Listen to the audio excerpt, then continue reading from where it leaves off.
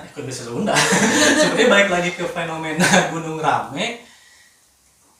Banyak sih yang orang udah ngebahas tentu kan. Fenomena gunung rame ini pasti di mana-mana, terutama kalangan orang-orang yang udah bisa dibilang militan lah, orang-orang yang naik gunung itu tujuannya emang pecinta alam gitu. Mereka yang udah senior gitu. Di mana gunung rame ini menjadi fenomena sendiri gitu. Salah satunya balik lagi ke Denny tadi kan, yang Denny bilang bahwa ketika di gunung itu etika yang dipakai kan. Nah, permasalahannya adalah orang-orang, saya nggak tahu ya, yang mungkin teman-teman yang udah sering naik gunung gitu, yang muncak terutama, tapi yang saya dan cerita-cerita etikanya itu kurang gitu. Misalkan contoh yang menggunakan air di mata air di gunung di puncak, itu kan ada etikanya kan. Kita tidak bisa semena-mena misalkan habis pakai alat yang habis pakai masak lalu dicuci langsung di aliran air, itu kan nggak boleh kan sebetulnya.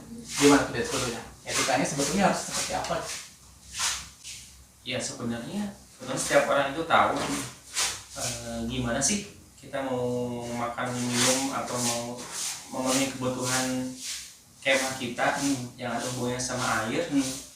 Itu di sumber air yang ada di gunung atau ada di tempat kemah itu. Yang jelas kita nggak mungkin kan kalau kita nggak mau minum air kotor atau air bekas cucian orang, ya kita jangan ngelakuin hal yang sama. Kita jangan nyuci bekas minum kita di sumber air di tempat di situ. Tapi bisa kan kalau kayak Nadia tadi diceritain di awal waktu ke Rankumbolo mau nyuci, ambil dulu dari danau Rankumbolo, dibawa ke pinggir danau yang jauh dari danau, dicuci di situ, bawa gali pasir dulu kayak gitu.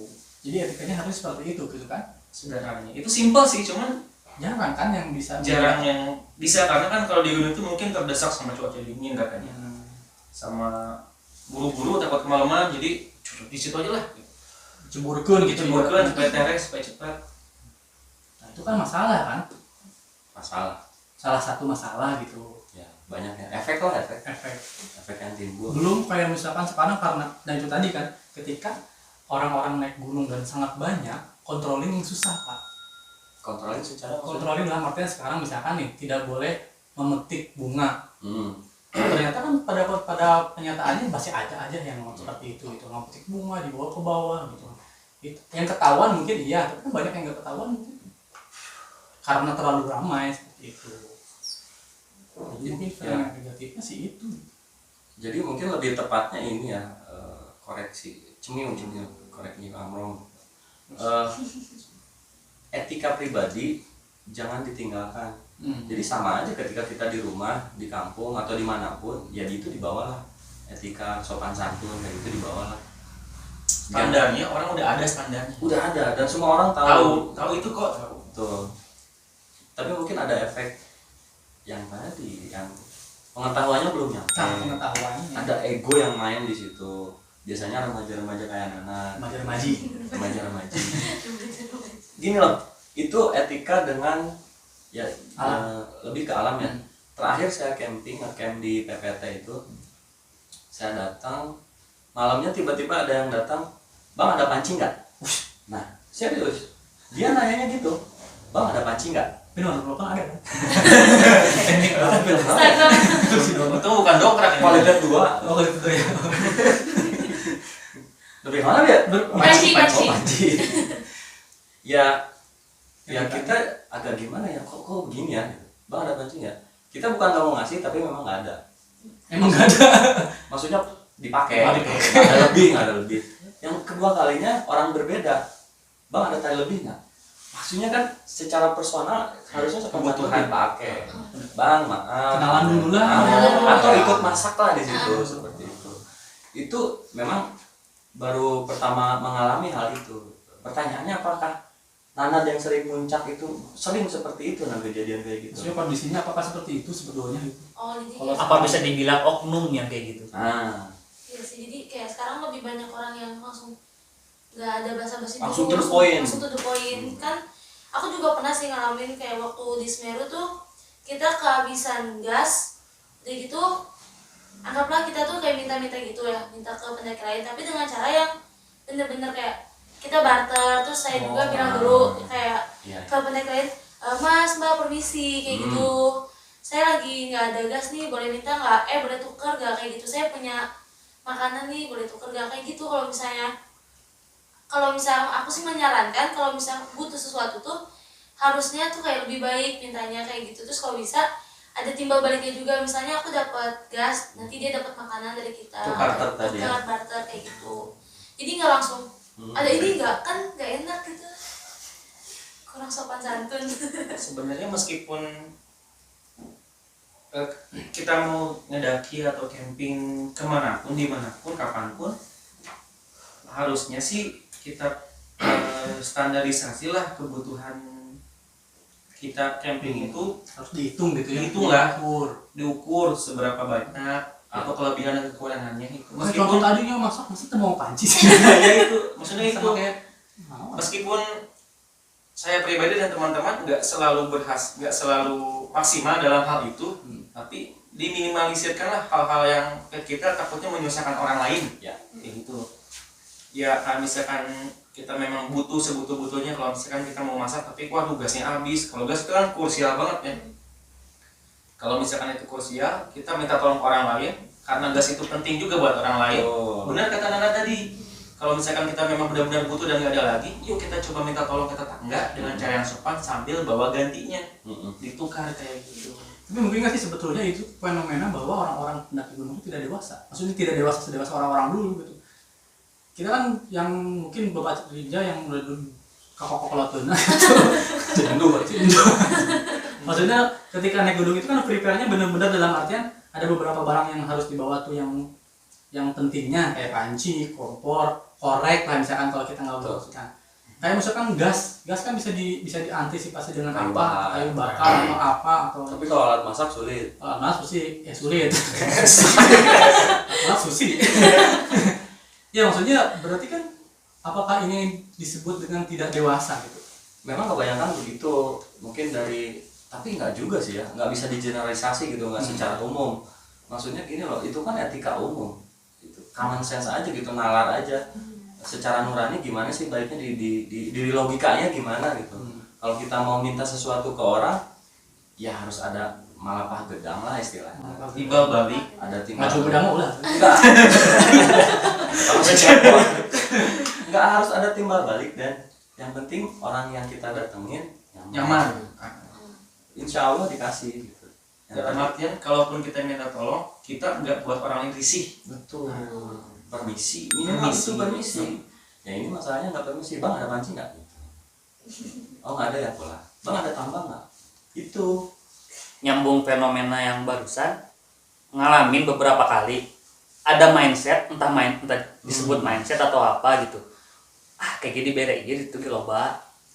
Nah, nanya sih mau dibere orang minta. Bisa jadi itu, dan itu sebabnya mungkin apa ya? Ada apa sih namanya? Ada stigma, bukan stigma. Ada anggapan bahwa sesama pendaki gunung harus saling menolong. Padahal bukan itu. Intinya kita harus menyelamatkan diri.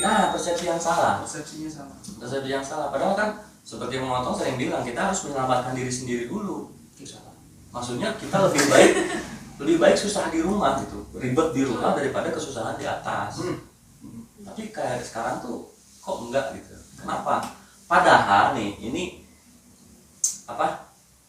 Agak bertolak belakang, padahal secara media dari zaman itu lebih banyak yang mengedukasi, Dimanjakan. gitu. Bahwa yang tadi ada misalnya prinsip pecinta alam, etika alam tuh ini loh, ada 3 begini. Terus dikasih tahu dari mulai camping biasa sampai bushcraft itu ada di YouTube, di Instagram itu ada. Dimanjakan. Banyak informasi. Nah, Atau mungkin kasih salah satu faktornya adalah orang-orang sekarang lebih mementingkan style.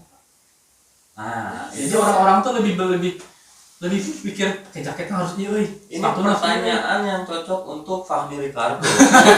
Tendanya harus euy, makanya kadang-kadang saya mikir, tendana halus urang mah nyewa di green camp. Warna oranye ya. Dan nyewa di green camp. Green camp. Bangga banget kayak orang bahas green camp. Menarik.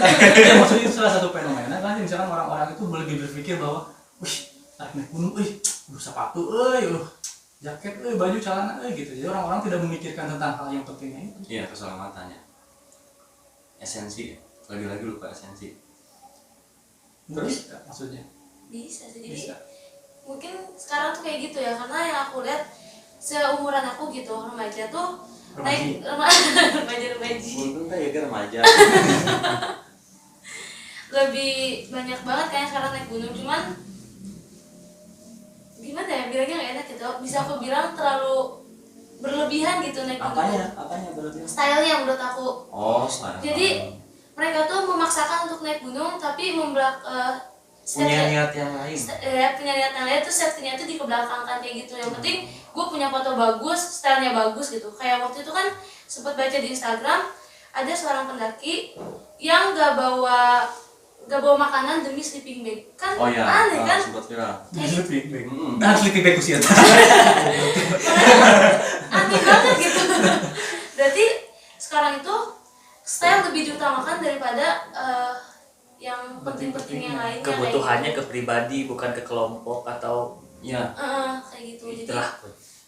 ya gimana aku aja gitu, aku mau naik terus gue harus bagus kayak gitu. Jadi seadanya sih sebenarnya. Kenapa gitu sekarang tuh orang naik gunung tuh menyepelekan kata. Mungkin nggak dari tren kayak ultralight, bushcraft gitu mungkin nggak. Tapi harusnya kan kalau ultralight dan bushcraft harusnya lebih tahu gitu. Tapi tetap ya hal-hal yang penting itu tetap Tetap diutamakan. diutamakan. Ini nggak ultralight nggak bushcraft tapi Sama aja. tidak diutamakan yang pentingnya itu menurut aku sih. Oh sih bushcraft itu. Sebenarnya untuk masalah apa ya, hiking lah, mau disebut backpacker lah dia, traveler, bushcrafter, atau apa, ultralight runner mau runner, trail runner, apapun itu cuman jenis aktivitas ya.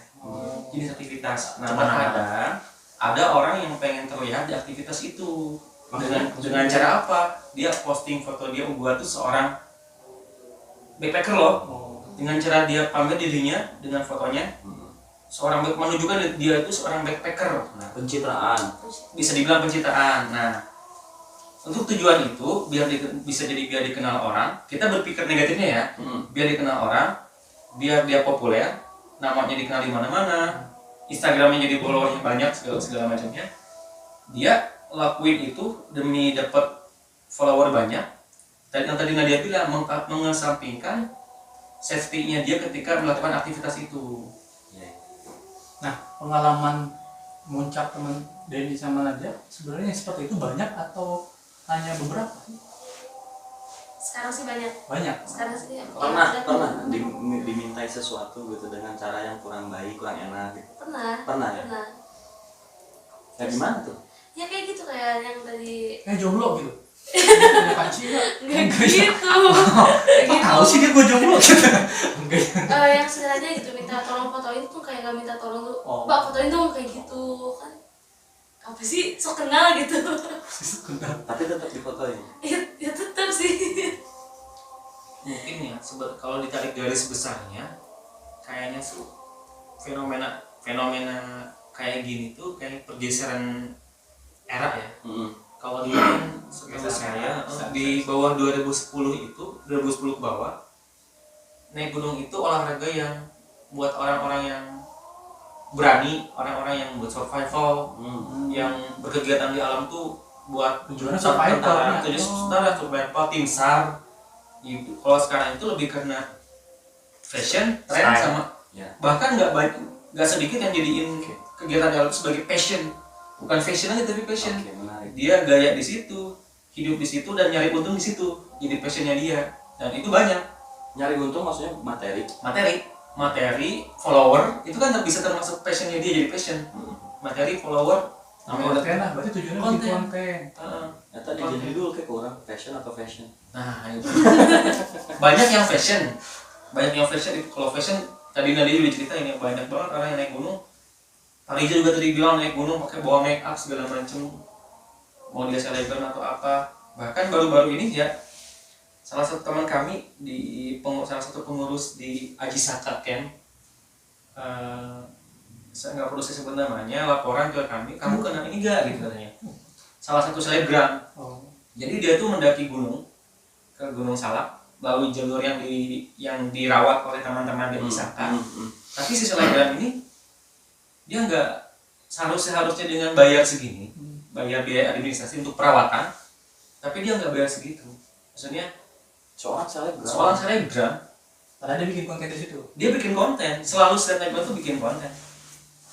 Dia lapor kenal ini enggak gini kok gini sih sifatnya, maksudnya seharusnya turutlah sama aturan di sini, kok kami yang jaga, kami yang rawat. Seharusnya kan mau selebgram dia, mau dia aparat atau apapun Udah ada aturan lah. udah ada aturan lah. Itu juga kan nanti administrasinya juga digunakan untuk kebutuhan perawatan jalur pendakian. Demi konten pun hal-hal dasar seperti itu dikesampingkan maksudnya. Oke, dari tadi kita bicara lebih banyak negatifnya ya. Negatif maksudnya kan saling berkaitan nih satu sama lain, dari perkembangan zaman, medianya, sosial media, kemudian ada ramainya orang. Semua yang kita bicarakan itu negatif. Kira-kira dengan ramainya orang di gunung ini ada positifnya nggak sih menurut teman-teman? Ada sih kalau misalnya kata aku sih, jadi ramenya di gunung itu nambah apa ya, mata pencaharian masyarakat sekitar, ya kan? Okay. Jadi kayak ada warung-warung di sekitar situ, terus ada diperdayakan lah, berdayakan. Jadi porter, guide kayak gitu kan, guide, tipe Guru bahasa Inggrisnya Typo. ya gitu pokoknya, jadinya ada buat masyarakat. terutama gitu. untuk masyarakat setempat. Kalau dari yang lainnya positif, misalnya dari mungkin ekonomi sih ya, banyaknya Banyak ekonomi. ekonomi. Di luar ekonomi ada nggak kira-kira? Di luar ekonomi mungkin Kesehatan sih. Jadi, Kesehatan jadi pribadi. olahraga kan. yang pertama ya kesehatan, yang kedua juga selain ekonomi dan kesehatan, karena banyaknya aktivitas pendakian gunung lah, kemudian bermunculan lah komunitas-komunitas kayak pendaki inilah komunitas cinta alam ini. Nah, biasanya kalau udah ada komunitas banyak pergerakan sosial, bakti sosial lah, atau pergerakan-pergerakan itu pasti semakin banyak orang yang masuk ke komunitas, mau ke cinta alam ataupun yang lainnya, pasti khususnya yang kita bicara setelah pendakian gunung. Udah banyak banget di kota Bogor, di kita pun kan Ciapus nih udah banyak komunitas pendaki gunung. Dan selain sebagian yang dampak positif di ekonomi, di sosialnya pun ada di situ. Sosialnya ada. Tapi yang jadi korban yang paling berat alam kan ya? Alam selalu jadi banget. korban. terutama masalah misalkan kalau alam itu dibikin, contoh kayak tadi kan kita ngomongin soal kafe di kaki gunung lah, kita itu salah satu yang mungkin seperti adalah beberapa kan yang di kafe dan ramai sekali gitu. Ramai sekali, emang sih dirawat sih sama tempat itu, asal dirawat sih sebetulnya nggak masalah. Jadinya permasalahannya ya jadi ada kafe di Bogor gitu. Dan lebih jauh dari itu kan maksudnya pengelolaan lahannya itu loh. Si lahan ini lahan siapa? Nih yang saya dengar kemarin PNGHS mulai ketat nih. Sampai yang di puncak Pasir Tengah itu ditutup, ada garis polisi kan. Terus yang menarik, kita nggak boleh ngambil ranting. Jangankan nebang, ranting yang di Bogor nggak boleh. Kalau tawaran. Ya. Tapi kan di Curug Nangka di Bogor itu udah nggak boleh. Oh boleh. Kan ada orang yang stay di situ. Kalau di PPT mungkin jarang ya. Tapi kalau di Curug Nangka di Sukamantri itu udah nggak boleh. Mungkin ini efek untuk mencegah efek jadi tambah ramai. Mereka memperketat itu. Walaupun tidak bisa secara holistik gitu, secara semuanya nggak bisa, tetap harus ada controlling yang ketat. Tapi ya itu poinnya adalah yang tadi etika pribadi sebetulnya. Pribadi. Terus menurut teman-teman nih, ya kita nggak bisa menjudge atau kita nggak bisa menyalahkan zaman, menggugat zaman, kita nggak bisa. Dan efek majunya peradaban itu adalah industri. Setuju nggak sih kalau naik gunung udah jadi industri? Iya.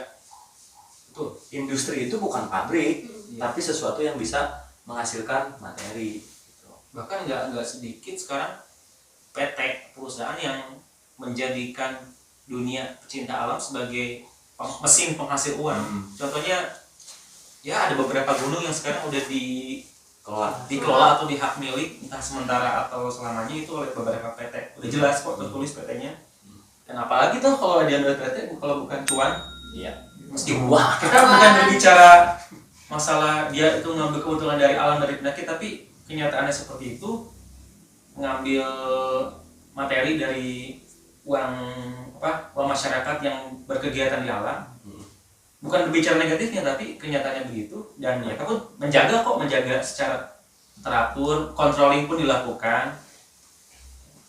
Tapi mungkin itu sih kalau misalkan kayak tadi kan salah satu positifnya itu adalah terjadinya dalam masalah ekonomi gitu. Itu sebetulnya itu nggak sih apa? Jadi peralihan mata pencaharian mereka. Peralihan. Iya kan tadinya misalkan dia jadi petani, kenapa jadi hayam daragang gitu maksudnya. Oh iya, Udah jadi petani gitu maksudnya, biasanya juga dari petani gitu. itu benar, itu fakta. Saya punya teman di Gunung Gede Pangrango, ada salah satu homestay di situ. Jadi sebelum Gunung Gede rame ini jalur Putri ya, Indonesia Putri. Itu si bapak ini tuh dia petani. Ojek petani. Jadi dia tuh ngojek sayuran dari sawah. Nah, itu ojek petani. Nah, setelah boomingnya pendakian gunung, mata pencahariannya beralih. Jadi dia bikin homestay. Bikin homestay. Terus setiap kali para pendaki datang dia sambut jadi homestay, jadi rumahnya itu jadi homestay. Dia bikin di rumahnya, tapi dampak buruknya pun ketika terjadi sesuatu yang tiba-tiba di dunia pendakian, dia langsung ngalamin. Contohnya kemarin ketika pasca Gunung Gede ditutup karena pendakiannya terlalu ramai dan banyak pendaki ilegal. Itu homestay-nya sepi. Dan dia bingung mau kerja apa. Jadi peralihan kan? Iya, peralihan. Nah itu sebenarnya kan sebetulnya kalau emang tidak siap kan tidak baik kan? Tapi itu itu bisa ada dibilang efek belum siap. pandemi nggak? Ada efek pandemi nggak? Efek pandemi ada. Ada juga ya? Ada. Banyak faktor lah ya. Jadi kalau misalnya nih, bukan misalnya, lebih pertanyaan ke masing-masing nih, lebih milih sepi atau ramai sih di gunung? Dari Otong nih. Jadi belum gelap. Pak Mujib nah. Di gunung itu lebih milih sepi sih. Sepi. Kenapa? Karena gunung itu kalau menurut saya mah ibaratnya itu tempat binatang lah gitu ibaratnya. Tempat binatang. Ibarat hewan gitu, hewan-hewan tempat ibaratnya habitatnya hewan gitu, bukan habitatnya manusia mah ibaratnya kaki gunung gitu. Kaki gunung mah ada kampung boleh lah gitu, tapi kalau di gunung ramai bisa jadi hewan-hewan itu terganggu dan mereka ada yang mungkin pada mati atau tidak terbiasa akhirnya Turun kampung. iya jantungan misalkan jelema gitu gitu kumaha lamun hewan bos gitu. Tapi kalau misalnya ada efek untuk hewan secara positif gimana? Misal apa? Bisa ya dia bisa jadi buka warung gitu. warung warung. Kalau Dani Dan? Kalau saya sih pilihan cuma dua ya, rame Ya, ramai atau sepi? Rame atau sepi. Saya sih lebih milih rame tapi nggak saling mengganggu. Ya. Tetap rame ya, tetap rame intinya, tapi nggak saling mengganggu dalam artian saya lebih suka rame karena ketika di gunung selain kita bisa menikmati gunung juga bisa ngobrol sama teman-teman secara ceria, Juga sienteing. dan kalau dalam kondisi rame pun kalau saya pribadi masih bisa menyendiri toh ada orang rame. Secara pribadi saya punya cara sendiri untuk menyendiri di gunung meskipun keadaannya rame. Kalau saya Nah jomblo. Dulu waktu gede zamannya waktu film Gi pertama kali keluar. Kalau zamannya Denny 5 cm. Kalau zaman saya Gi baru keluar. Gi di puncak ya. Nyampe puncak gede. Udah coklat itu. Jangan tangkal ya, berada dia. Sekarang not Nulis. easy. Tapi itu kadang coklat. Betul. Itu rame. Kurang. Coklat dulu nah. Foto dong, foto. Tetapnya fotonya. Ya maksudnya nggak masalah ya berlaku seperti itu yang penting kita tidak mengganggu orang lain, tidak merusak alam, tidak merugikan lah istilahnya, dan yang penting safety-nya. Iya nggak? Kalau Nanan dari mana nggak? Sepi rame. Tengah-tengah boleh nggak Pak? Antara sepi dan ramai gitu. Oke, apa itu? Antara sepi dan ramai itu apa coba? Naiknya sama orang-orang yang kenal aja. Enggak juga. Mungkin nggak tahu gimana ya. Kalau sepi enak kayak gitu, bisa lebih menikmati alam gitu.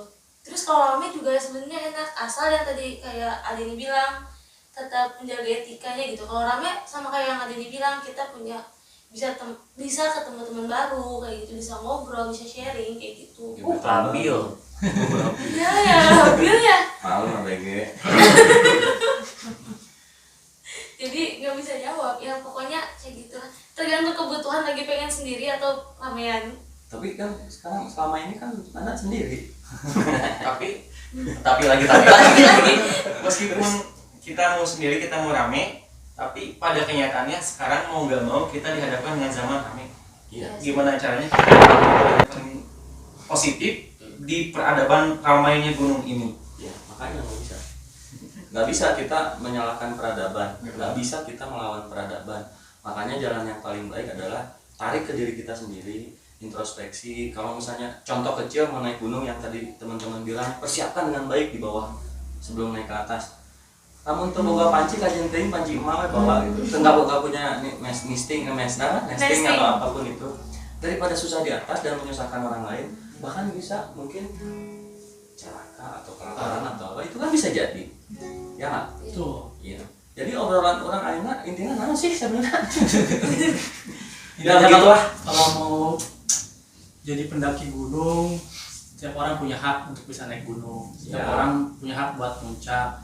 Silakan, mangga. Tapi sebelum melakukan itu, alangkah baiknya bekali dulu dengan ilmunya dalam artian ilmu minimal untuk etika itu sendiri gitu. Minimal dasarnya adalah etika Ya, gitu. betul. Karena kan untuk survival di gunung itu butuh pelajaran yang Jangan terlalu tinggi-tinggi juga juga. yang survival, dahar kodok, itu kan orang-orang luar tinggi lah. Iya kan kalau nggak ada makanan, kodok bisa dimakan ibaratnya gitu. Itu survival. Jadi minimal didasarinya mungkin di etika dulu. Etika dan kebutuhan pribadi harus terpenuhi dahulu minimal. Kita lanjut dengan obrolan selanjutnya dengan tema yang lain. Bye. Dadah.